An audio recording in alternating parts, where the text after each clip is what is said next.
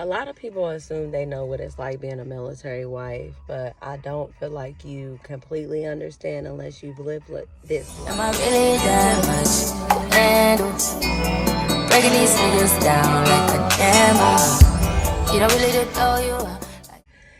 It's unlike anything I can really even describe, because there are times when you are physically by yourself, but you are able to communicate with your partner to a certain extent while they're away. But when they're gone, you're physically by yourself. You're dealing with things, day-to-day things. If you have children, if you have a household that you know are running, you are dealing with that on your own because your partner is not physically there.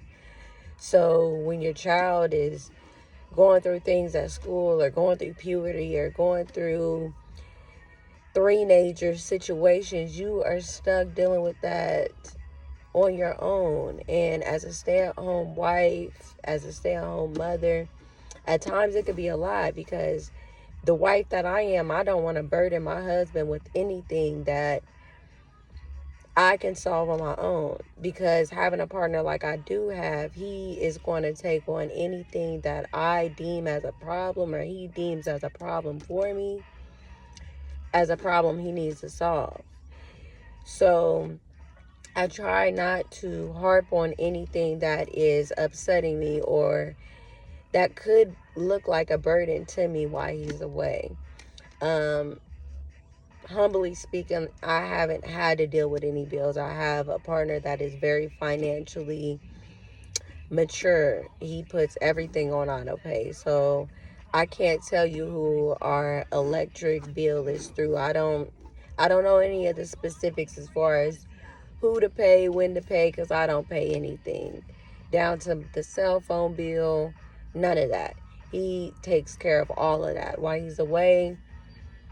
Money-wise, I think being a stay-at-home wife, what works for you, works for you. But I feel like being a stay-at-home wife, finances need to be discussed. Nobody wants to have to ask their partner for $5 if they need a run to go get pads or a personal item or things like that. So an allowance or a bank account where you both have access is definitely something that me and my husband do.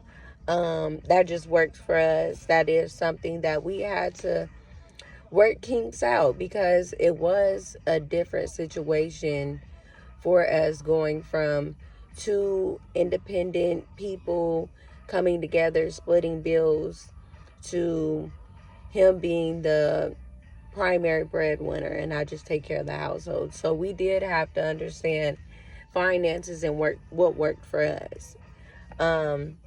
As well as when they come home, making sure they feel equally heard and equally seen as a parent and as a partner.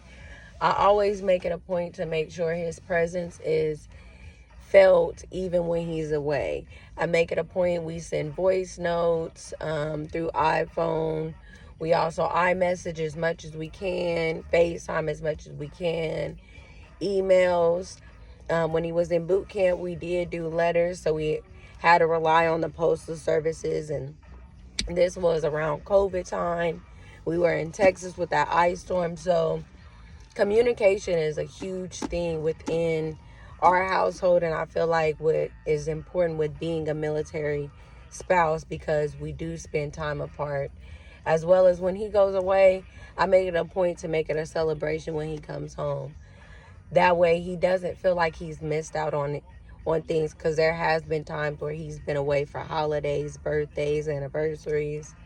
So always making it known that, baby, you are missed, you are appreciated, and we understand that you are away because you are taking care of the household, not,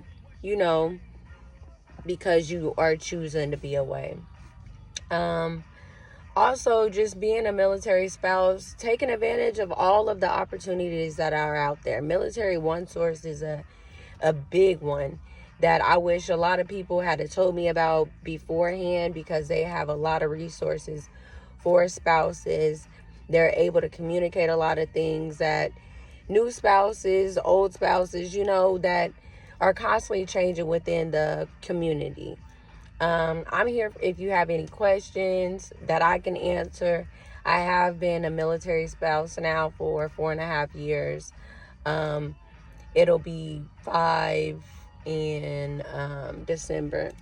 So, yeah, anything about PCSing, moving, and having to start all over, because that's a big thing. We've had to move now every 2 years, PCSing from one state to another state, and getting acquainted with that. I always recommend, if you have time, if you have the finances, going to visit where you're planning on moving to before you move. That way you can get acclimated with the area, the community, and kind of see what's going on. Facebook groups, I always recommend to join those too. I wouldn't say put too much out there, because I have had a bad experience with that. If y'all want to hear about that experience, definitely ask questions. I could do a story time on that, because man, yeah, I have enjoyed being a military spouse. I enjoy learning new resources, new benefits for all of us, and I am thrilled to educate, learn from others, and just continue to thrive. So I hope everybody is having an amazing Friday. I am being consistent with get this content out. And if you are on spring break, happy spring break. If you're about to start spring break, go all out. We still have another 2 weeks before our spring break happens. As always, continue to be you, do you, and be sweet.